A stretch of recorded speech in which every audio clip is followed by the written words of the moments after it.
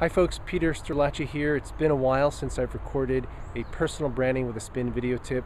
So this morning I decided it was time to get out on the bike on a beautiful fall morning here in Japan and share with you my next video tip. Recently I've been blogging and talking a lot about this idea of what legacy do you want to leave behind. And in personal branding, we uncover what our unique promise of value is, and we try to communicate that clearly, consistently, and constantly to the world around us. But what we need to be thinking about at the same time is really what that legacy is going to be. What is that impact that your personal brand is going to leave behind? And some of us think, well, I don't need to be thinking about that now. That should be something I should think about later. But actually, we need to be thinking about it from the moment that we understand what our personal brand is. Because we want to know what that impact will be, however great or however small that is. But that's really one of the core pieces of the personal branding process. So when I work with clients, I like to use different activities to help them to understand really what is that legacy, what is that legacy message. And I want to share these three activities with you today. So the first activity is called headline news. And basically imagine if there was a headline in a front page paper or the cover story of a magazine about you. What would that headline say? Now what you can do is you can ask your friends, family, coworkers, people who know you pretty well, and ask them to write that headline about you. But the key thing here is you want them to be realistic and genuine. You really don't want them to fantasize about that headline.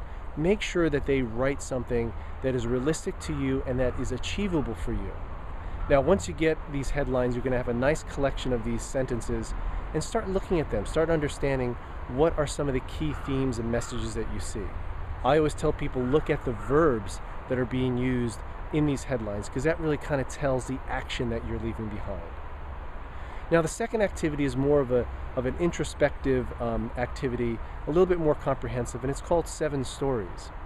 And in this one we think about all of the accomplishments that we've had from our childhood up until present time, and just make a list of those things, maybe 15, 20, or however many that is.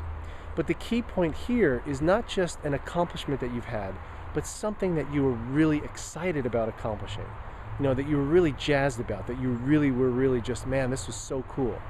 Make that list. And then from that list, try to pick the 7 that are the most critical for you. And then write a short paragraph about it, a short story. What is it all about? Really, what was that accomplishment and why did you enjoy it so much?